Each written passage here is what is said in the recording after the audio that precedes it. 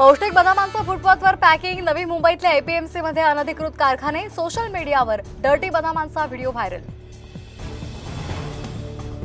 यवतमाळमध्ये जवाब भी देंगे और हिसाब भी लेंगे, कणकवलीमध्ये झळकले बॅनर्स, बॅनरवर उदय सामंत आणि किरण सामंत यांचा फोटो, चर्चांना उधाण। कोकण पदवीधरसाठी काँग्रेसची समन्वय समिती, नजीम खान समितीच्या प्रमुखपदी आजच्या बैठकीमध्ये घेणार कोकण पदवीधरचा आढावा।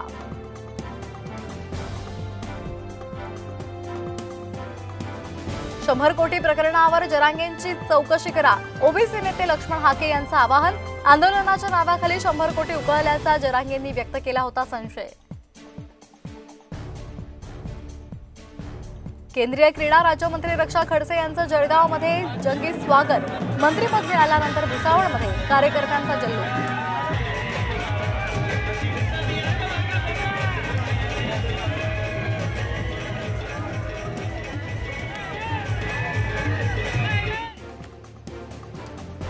महाराष्ट्रासह अनेक भागांवर दुष्काळाचं सावट आणणारा अल निनोचा प्रभाव संपला, हंगामाच्या उत्तरार्धात चांगल्या मान्सूनचा अंदाज।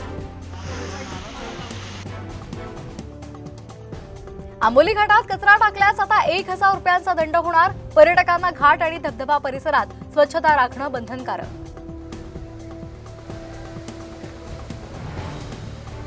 साखरेच्या किमान विक्री दरात वाढ करावी, साखर महासंघ अध्यक्ष हर्षवर्धन पाटलांची मागणी, केंद्र सरकारला प्रस्ताव दिल्याची माहिती।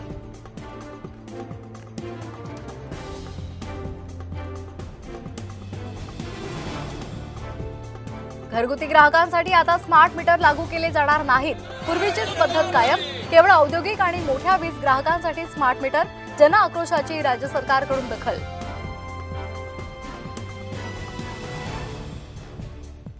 लाखो विद्यार्थ्यांना आज मिळणार मोफत पाठ्यपुस्तकं, नवीन शैक्षणिक वर्षाला आजपासून सुरुवात।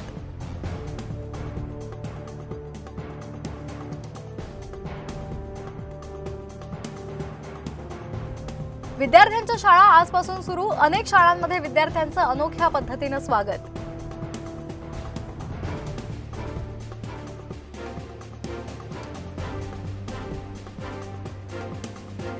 भारतीय लष्कराला स्वदेशी आत्मघाती ड्रोनची पहिली तुकडी मिळाली, लष्कराला कधीही दहशतवादी आणि शत्रूंच्या अड्ड्यांवर गुप्तपणे हवाई हल्ले करता येणार।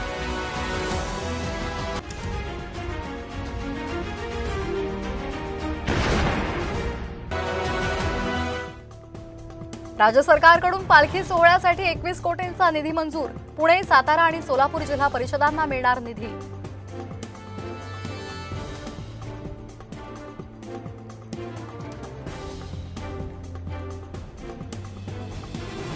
अखिल भारतीय नाट्य परिषदेचा जीवन गौरव पुरस्कार ज्येष्ठ अभिनेते अशोक सराफ आणि रोहिणी हट्टंगडी यांना प्रदान, शरद पवार आणि उदय सामंत यांची सोहळ्याला उपस्थिती।